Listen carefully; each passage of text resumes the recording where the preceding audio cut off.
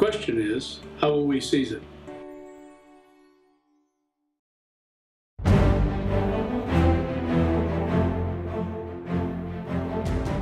Hi, I'm Jeff Keefer, and I've had Parkinson's disease for about 5 years now. This is my story about how I try to seize each day through activities like videography, kayaking, and dance. But the biggest part of my seizing the day is getting involved with and supporting Parkinson's research. Because for me, there is hope in science. What you will see and hear in the rest of this video are the people who do this research. You will see their passion and commitment, the rapid advancements being made in the science, and the power of collaboration. I would like to thank the University of Pennsylvania and Dr. Stern, Dr. Herdig, Dr. Trojanowski, and Dr. Lee for all of their support in this project.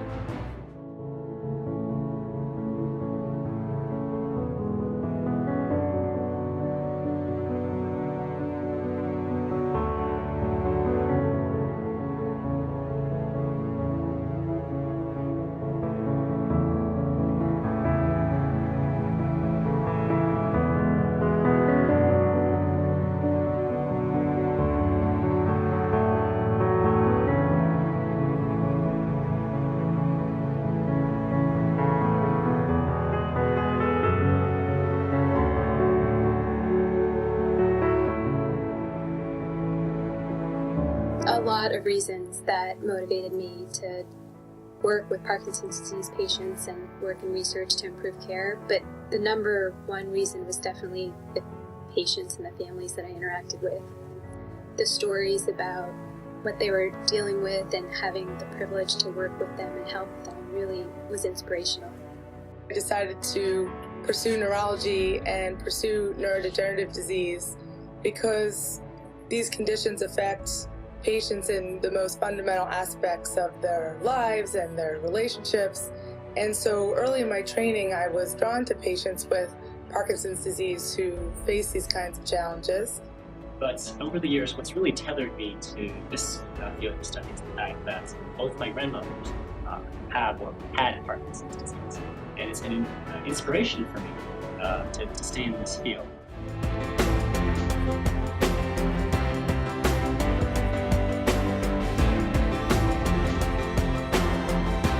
When we established the center in 1982, our goal was to have a comprehensive care program where patients could basically do one-stop shopping. And it was our mission to really improve the lives of both patients and their families.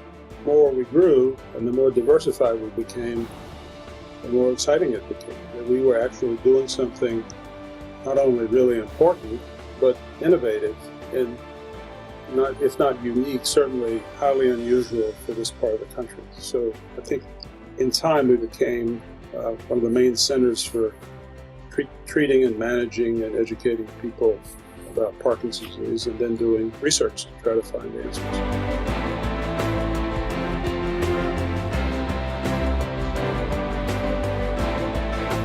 So one of the major issues that interests me is that we know in the community there are many people suffering from Parkinson's disease, but very few of them actually are able to access a comprehensive care clinic. Very few of them are receiving the appropriate care for Parkinson's disease.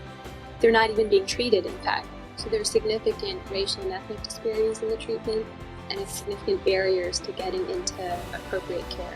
I think we can definitely overcome this. I think it just requires understanding why those barriers exist, because they're not all just insurance and income, and there are factors that we can change, and working on understanding what those factors are and developing strategies to reduce them will not only reduce disparities, but improve the quality of care for everyone with Parkinson's disease, because we'll have developed new systems of care.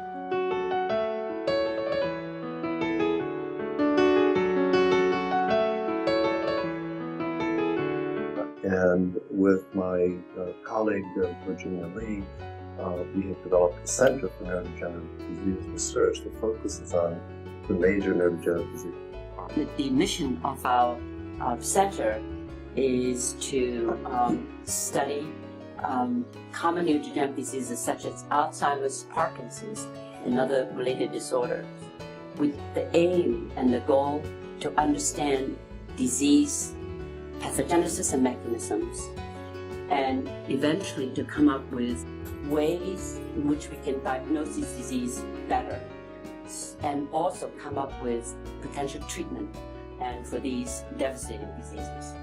By the 80s, and we already know that one of the major features that are shared in common among these neurodegenerative diseases such as Alzheimer's and Parkinson's is the accumulation of what we call brain trash or bad routines. What I realized is that we don't even know the face of this disease, and John Trojanowski and myself decided that perhaps we can then combine our skill sets, and me as a biochemist and a neurobiologist, and John as a neuropathologist, and to really systematically put in a molecular phase on each of the pathology you see in Alzheimer's and Parkinson's. And so that's exactly what we did over the last 25 years of our career.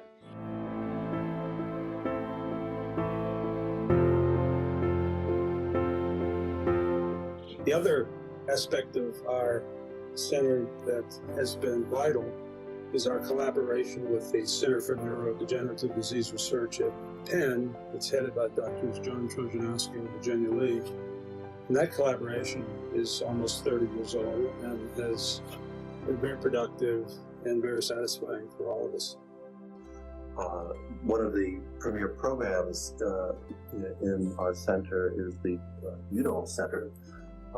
And this UDOL Center focuses on an important understudied aspect of Parkinson's disease, namely cognitive impairment. We're all very familiar that Parkinson's disease is a movement disorder, principally when it begins, but with improvements of symptomatic therapy, people are able to manage the motor impairments, and what then it arises as a problem down the line of the disease is the cognitive impairments, which can add to the cost of care and the requirements for care. And bringing a team of PENN investigators together from the Parkinson's Disease and Movement Disorder Center at Pennsylvania Hospital, and then our colleagues here in the Center for Neurodegenerative Disease to put together, I think, a very hard-hitting program. We focus on mechanisms of cognitive impairment in Parkinson's disease. We've had some recent successes related to identifying biomarkers of cognitive decline in Parkinson's disease. The team showed that blood levels of epidermal growth factor, or EGF, are associated with greater risk of cognitive decline in Parkinson's disease. All of this is so important because many of us feel that to have an impact on stopping the progression of Parkinson's disease, particularly dementia, we need to act early. We need to act at the very earliest stages of the disease process. So biomarkers that predict whether individuals will develop cognitive impairment are so important for clinical trial design and for testing drugs that may have an impact.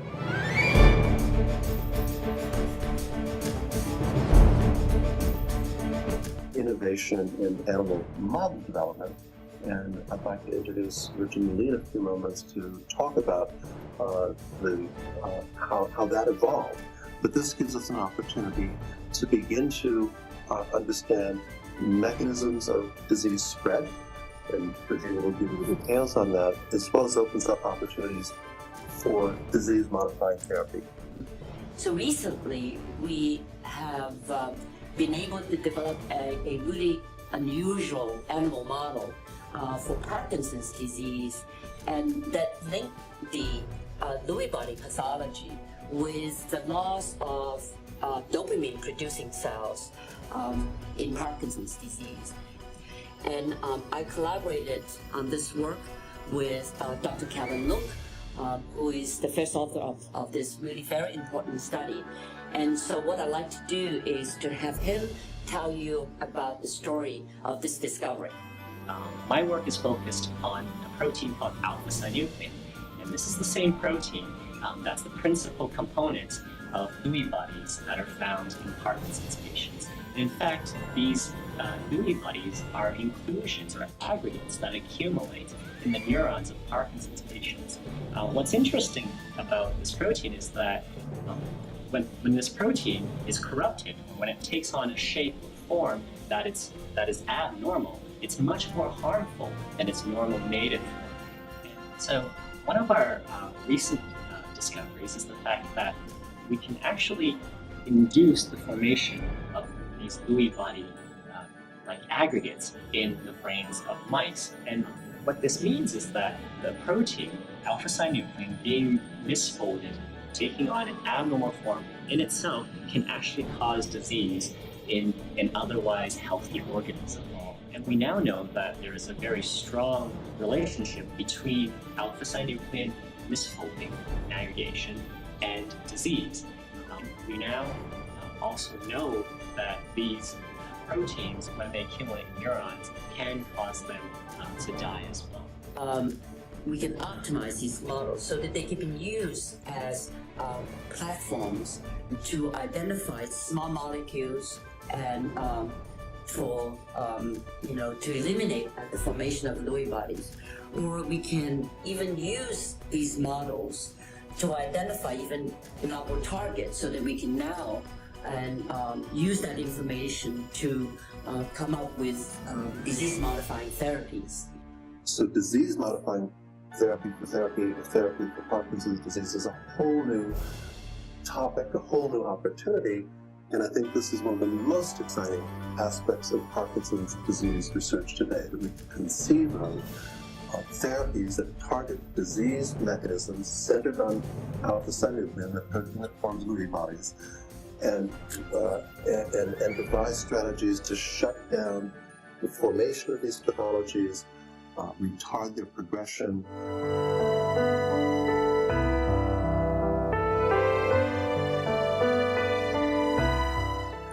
We're quite optimistic about the recent development of these, and cell-based and animal models of Lewy bodies, and because these assays will really allow us to come up with disease-modifying therapies.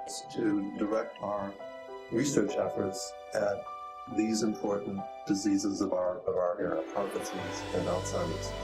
And to our, I thought personally that I'd be dead 100 years before things that we did in our laboratory, people did in other laboratories, would transform how we think about Parkinson's disease so that we could begin to conceive of disease-modifying therapies. And so at this later stage of my career, I am more excited than I ever have been before that we are within striking distance of having ideas and approaches to slowing down the progression of Parkinson's disease. One of the reasons that I'm so optimistic about the future for patients with Parkinson's is that we are looking in areas that we really haven't looked at before. First of all, we're particularly interested here at Penn in markers of Parkinson's. In other words, we'd like to be able to diagnose Parkinson's before patients actually develop neurologic symptoms. And we have a number of clues that suggest that that really is not that far away. Without going into great detail, if one can diagnose Parkinson's disease before it becomes clinically manifest, then we can envision a time when we can institute treatments that may actually halt or at least slow the onset of Parkinson's, and that would have a major impact on long-term disability. Couple that with some of the work that's being done in our Center for Neurodegenerative Disease Research, actually beginning to outline the exact mechanism by which Parkinson's disease begins and spreads throughout the brain, and you can envision why we're so optimistic about therapies that will be available in the future that will actually halt the disease in its tracks.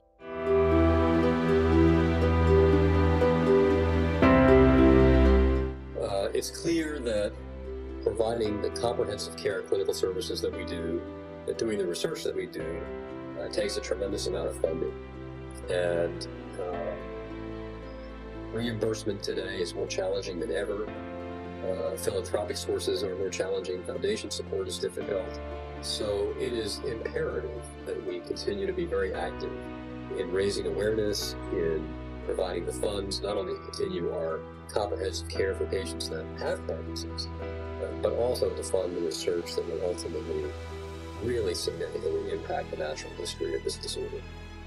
So, to my mind, it's really a matter of resources to implement and to implement our ideas and translate the knowledge we now have into meaningful therapies. The cost of doing nothing, which is huge, these diseases cost billions of dollars, and not investing now to do something about them is very short-sighted because the costs are only going to rise. And so having something that changes the course of the disease, slows it down to reduce disease burden in people will not only help people, of course, and that's what we all want to do, but it will reduce the cost of these diseases to society.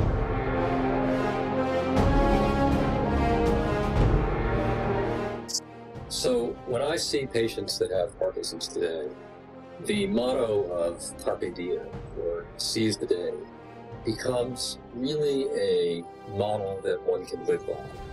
Because I don't tell patients that this is a process that's going to be degenerative, that's going to result in long-term disability.